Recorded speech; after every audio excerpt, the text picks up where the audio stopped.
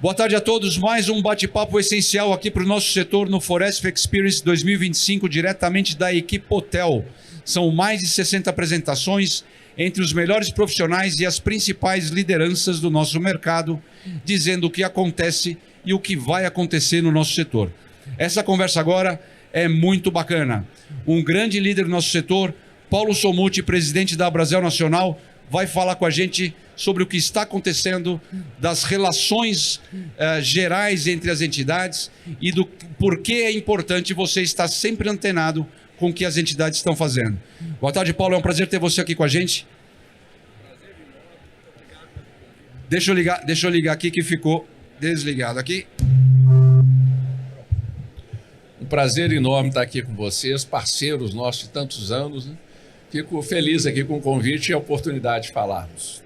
Paulo, a gente vem sempre acompanhando o trabalho de todas as entidades, né? São várias entidades associativas, associações civis. A Abrazel é a principal da área de restaurantes e bares como associação civil. A nossa federação patronal, todo o nosso sistema patronal que opera junto dos sindicatos, representa os sindicatos. No estado de São Paulo são 504 mil empresas que todo ano nós estamos lá trabalhando as convenções coletivas, tentando acordos para que o ambiente de trabalho das nossas empresas seja mais saudável e a gente consiga evoluir com inovações, com modernização nos conceitos básicos, né? São muitas lutas. E é importante que as entidades todas estejam próximas, atuando com essa proximidade. Como você vê esse novo tempo das representações, das lideranças, das entidades atuando em conjunto? São várias frentes, né? A gente vê, você está sempre lá em Brasília, a gente está no nosso escritório em Brasília também, fazendo uma atuação forte lá, forte aqui. É uma luta atrás da outra, né? Como você vê essa importância das entidades trabalharem numa mesma direção, em parceria, unidas, para a gente poder vencer esses leões do dia a dia, não é? É isso aí, nós vivemos num mundo de uma transformação historicamente muito rápida, né? O mundo mudou sempre, né? Mas acho que ele nunca mudou nessa velocidade e de uma maneira tão radical e democrática, né? Vamos falar, por exemplo, da inteligência artificial, né? O fogo demorou para chegar para alguns, a roda, a internet, a inteligência artificial já chegou para todo mundo ao mesmo tempo, trazendo, né, modificações incríveis em tudo, né? Nos hábitos do consumidor. E se o consumidor muda, a gente tem que mudar.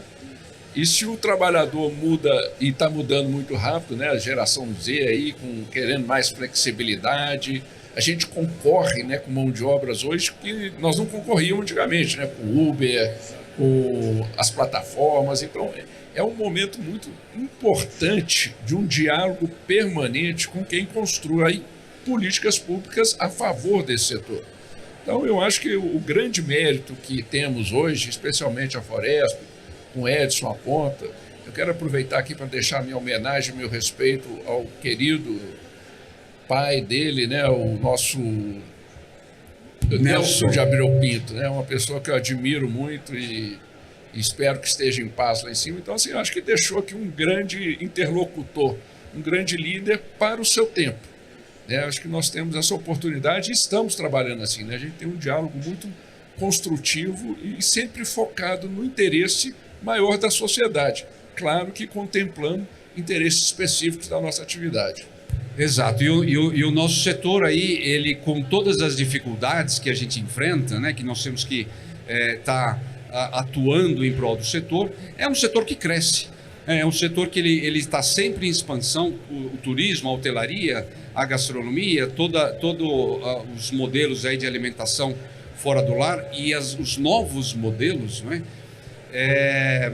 Quais principais batalhas e frentes a Abrazel nesse momento, você à frente da Abrazel, está atuando? Como você está vendo aí o cenário das vitórias que nós precisamos ter e aquelas que nós já obtivemos na defesa e promoção do setor? Muito bom. Primeiro, a coisa que me incomoda muito, eu tenho certeza que a todos, nós temos um setor que a vida média da empresa é de apenas 3,9 anos. Nenhum negócio retorna com 3,9 anos. Então significa que, em média, nós estamos destruindo riqueza, né? A pessoa vai, investe e às vezes não colhe nem o retorno do que investiu. Então mostra um setor que está trabalhando num ambiente de negócio hostil. E a gente tem que trabalhar para melhorar. E a gente teve conquistas muito importantes. É muito importante que a gente tenha ganhos de produtividade relevante. Nos últimos 40 anos, nos Estados Unidos, por exemplo, melhorou a produtividade de 65%. Naquela época, nós produzimos 40% que o americano produz por hora. Passado 40 anos, nós melhoramos a produtividade só 20%. E hoje a gente produz um quarto do que o americano produz por hora. E, obviamente, tem questões de formação de mão de obra, de infraestrutura, mas tem também do ambiente de negócio. E nós estamos agora com algumas notícias boas, né? Nós tivemos primeiro o marco da reforma tributária, trabalhista, né, que valorizou o sindicato, né, prevalecendo o acordado sobre o legislado. Isso foi muito importante para o nosso setor, que está celebrando aí 5.300.000 e poucas mão de obras, emprego direto, o último dado agora do IBGE. Então nós temos isso, nós temos o trabalho intermitente, que é fundamental que a gente ponha um olhar muito atento a isso. Foi pacificado só agora em dezembro no Supremo, mas, por exemplo, nos Estados Unidos, lá chama-se part-time, e 53% da mão de obra alocada nesse setor é por part-time. E atende a demanda do trabalhador, que é fundamental por flexibilidade, poder trabalhar, conciliar com o estudo, mas também da nossa demanda, que tem dia que está cheio, tem dia que está vazio, tem dia que chove, você precisa correr atrás de mão de obra de última hora para fazer a entrega, diminui algumas vezes o salão. Então, essas flexibilidades. E agora nós também fomos muito exitosos na reforma tributária. O setor foi reconhecido como essencial, uma alíquota reduzida, né? Inicialmente o governo queria uma alíquota cheia para o nosso setor. Nós trouxemos em conjunto, o Edson trabalhou muito conosco nisso, uma referência mundial que é uma alíquota menor. Então nós estamos com 40% de desconto. Apartamos a gorjeta do cálculo, porque não é um dinheiro nosso, é um dinheiro do trabalhador. Apartamos a parte do delivery que fica com a plataforma também do cálculo. Então, e vamos ter crédito. Então nós podemos estar aí pagando ou igual ou um pouco menos, mas de uma maneira muito mais justa e simples. Então, os últimos movimentos foram importantes. Agora temos coisa nova aí para pleitear. Já embarco aqui. Pode, mano, segue aí. O que nós temos hoje? Com a reforma tributária, que vai todo mundo para o CBS, o IBS, que é aquele sistema tributário que você vai pagando por etapas, né? Cada um que agrega valor numa venda, paga imposto só sobre aquilo. Nós temos uma dificuldade hoje que o nosso setor basicamente está no simples. E por que ninguém sai do simples? Porque o INSS pesa na decisão. Se você sai do sistema do simples, você paga uma carga tributária muito pesada. Então, o que a gente tem defendido e levado a público, que é a batalha do momento, é a desoneração do valor do primeiro salário. Nosso setor paga hoje R$ 1.250, R$ 2.250, um salário e meio. Se a gente desonera o primeiro salário mínimo, a gente está desonerando 70% em média da folha do setor. Para os pequenininhos, a gente está desonerando praticamente 100%. E aí todos podem sair do simples e usar o IVA, que é muito mais moderno, mais simples e que vai permitir ganho de produtividade. Acho que essa deve ser uma pauta relevante para todo o setor nos próximos anos.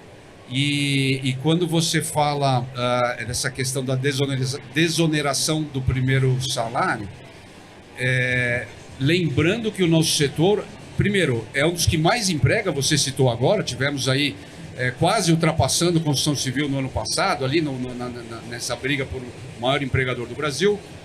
Somos a porta de entrada do primeiro emprego, somos a porta de entrada para o idoso, ou aquele que está já quase no fim, somos aquele que mais emprega mulheres, né? Então nós temos uma abertura social nesse sentido, isso deveria ser reconhecido. Falando nisso, o que você vê que seria importante para que a visão de política pública no Brasil desse uma atenção mais especial e colocasse o nosso setor como o turismo, né? Somos parte do turismo, né? Quer dizer, grande gerador, indústria limpa, né? Numa visão mais estratégica, quer dizer, é muito importante. Nós somos serviço público para o cidadão, né? A alimentação do trabalhador, né? Várias questões aí, como as grandes cargas de taxas dos vouchers e outras questões diversas. O que fazer para que o nosso setor seja estratégia principal, seja olhado de uma maneira diferente pelo poder público, que a gente precisa desse diálogo, entender a importância do nosso setor? Essa é uma pergunta muito importante. E o que a gente já fez? Inclusive, prestigiados pelo presidente Edson Pinto, nós contratamos no ano passado o primeiro estudo macroeconômico com todos os impactos sociais e econômicos desta atividade. Um trabalho elaborado pela FGV, nós lançamos em dezembro lá, prestigiados pela presença do nosso presidente Edson Pinto, e esse trabalho deu visibilidade à sociedade, à academia e ao governo da importância desse setor. A cada 1.000 empregos que nós geramos no nosso setor, a economia gera mais 2.500. Para cada R$1.000 que a gente gera no nosso setor, a economia como um todo, a cadeia, gera mais R$3.450. Então, a partir do momento que a gente começa a conhecer esses números, por exemplo, a gente olha para as favelas, a principal atividade econômica dentro das favelas é a nossa atividade econômica. Depois vem a questão da beleza. Então, são 15% dos negócios da favela. Nós precisamos resolver isso, facilitar o empreender para essa turma, acabar com esse apartheid, com esse afastamento geográfico, com esse medo nosso de ir para a favela, dessa injustiça que é deixá-los. Então, quando a gente, com um estudo desse, é um livrão desse tamanho, mas que é o primeiro a ser feito pela nossa atividade econômica, a gente começa a ter o subsídio correto e preciso que outros setores tinham, né? A indústria automobilística sempre soube se defender muito bem, a construção civil, e a gente faltava esse marco de um histórico, de uma entidade muito respeitada como a Fundação Getúlio Vargas. Exatamente, parabéns por esse estudo, realmente ele é muito bacana e muito completo, quem é do setor tem que conhecer, tem que acessar. Paulo, vou falar de um assunto aqui específico que está acontecendo nesse momento, depois da pandemia, né, o nosso setor, grande parte do nosso setor, acabou ficando, o termo correto é dependente do delivery, né? Quer dizer, é uma modalidade aí de faturamento muito importante, mas a gente passou aí por um longo tempo de um monopólio, né? Que muitas vezes acabou sendo prejudicial em várias frentes para o setor, porque é um monopólio sem nada de braçada, quer dizer, é a lei do mercado, né? Agora o cenário começa a mudar, a entrada de novas empresas no mercado. Como é que você vê que isso vai avançar? Quais benefícios? Como é que a Brasel está lidando com isso? Como é que a Brasel está orientando seus estabelecimentos nesse sentido, que a gente vai poder ter uma concorrência no setor que a gente espera seja saudável e favorável, que é o que nós esperamos para o nosso setor. Como é que a Brasel está lidando com isso agora? Primeiramente, estamos bastante alinhados com esse diagnóstico que você fez, né? A pandemia quase que foi importante contar com o delivery, porque senão teríamos fechado totalmente.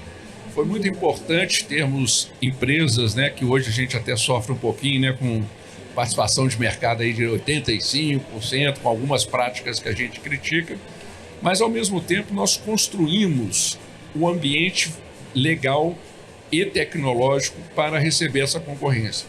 Primeiro, no CAD, a gente acabou com as exclusividades das redes, porque elas impediam a entrada de novos concorrentes, das redes e das grandes marcas. Eu ia entrar, por exemplo, numa plataforma que não fosse a dominante, chegava lá, não encontrava McDonald's, não encontrava Outback, eu como consumidor não vou fazer isso. Então havia uma concentração, foi muito importante essa conquista no CAD. E outra conquista que é mais difícil de explicar foi de uma linguagem única que a gente desenvolveu na Brasel em parceria com várias empresas de tecnologia, inclusive com as empresas de delivery atuando, a líder inclusive contribuindo, para que os sistemas de computador que a gente tem nos restaurantes conversem com as plataformas numa única língua. É mais ou menos como ensinar inglês para todo mundo, ao invés de cada um ficar falando alemão, russo, etc., porque tinha um custo de adaptação de um programa com o outro. E isso permite, por exemplo, esse momento que as concorrentes chegou aí, chinesa, que está a 99 voltar, o RAP, todas estão voltando, utilizando essa linguagem que chama Open Delivery, que a gente desenvolveu. Então a gente criou um ambiente regulatório mais favorável, acabando com a exclusividade, e criamos um ambiente mais amigável de interligação dos softwares com as plataformas, e estimulamos um ambiente favorável para chegar a grandes concorrentes. E a gente está vendo já a modificação. E quem já ganhou com isso? Os motoqueiros, por exemplo. O salário subiu nos últimos 2, 3 meses 30%. Quem já ganhou com isso? O consumidor. Já tem muitas ofertas mais baratas aí. Se você olhar da plataforma A para a plataforma B, da dominante, às vezes, para uma que está entrando, você encontra diferentes preços de 30%, 40% mais barato para o consumidor. E quem que a gente espera que vai ganhar? Os bares e restaurantes, né? E essa concorrência ela vai maturar mais para o ano que vem, porque a partir de outubro agora entra a maior do mundo, que aqui está, que na China opera com o nome de Meituan, e ela começa a operar em novembro. Eu acredito que lá para meados do ano que vem nós vamos ter um mercado de plena concorrência, ganhando não só o motoqueiro, o consumidor, mas também os nossos estabelecimentos. Quer dizer que vocês preveem que meados do ano que vem essa transição ela esteja mais consolidada, já trazendo mais benefícios para os estabelecimentos, não é? Exatamente, porque todos começam a operar agora em novembro, okay. Em agosto agora, muito recente, a 99 passou a operar em São Paulo. Okay. E em final de outubro agora tem um piloto da Kita em Santos e depois em novembro vai para São Paulo, para a região metropolitana, depois vai para Rio, Belo Horizonte. E eles falam em 100 ou mais cidades, né, até o meado, 100 mais ou menos até o meado do ano que vem, e nos próximos 2 anos chegar a pelo menos 1.000 cidades. Então, uma concorrência bem bacana e bem intensa. Perfeito. Para finalizar, Paulo, rapidamente, o futuro do nosso setor, mas o que você fala? Porque a gente fala de problemas, e tem um monte de gente querendo empreender, né? O que você falaria rapidamente, uma frase, um pensamento, para aquele camarada que quer empreender, quer abrir o seu negócio agora, por que ele deve ir em frente? Primeiro, como ele deve ir em frente. Porque nós na Brasil, há alguns anos, falamos assim, olha, acreditava que da porta para dentro o cara resolvia sozinho e da porta para fora precisava da Foresp, da Brasel, defendendo esse ambiente regulatório.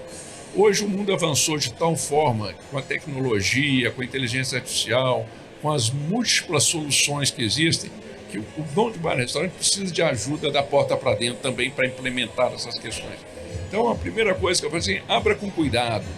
Busque conhecimento nas suas entidades representativas, busque informar, busque parceria, porque não é um negócio fácil de tocar, mas ao mesmo tempo é fascinante e tem muitas boas oportunidades. E o ambiente está melhor e a gente mais otimista. E a gente vai continuar melhorando o ambiente de trabalho, em conjunto e em parceria, é isso aí. Trabalhando juntos. Trabalhando juntos. Aqui de novo para deixar meu abraço para o presidente Edson Pinto, querido amigo, um grande líder desse setor, e agradecer o convite de estar aqui com vocês. A casa é sua, sempre aberta, você é sempre muito bem-vindo. Obrigado, Paulo Somuth, por esse papo mais importante aqui do nosso Foresp Experience 2025 e daqui a pouco a gente volta com mais informação para vocês. É isso aí.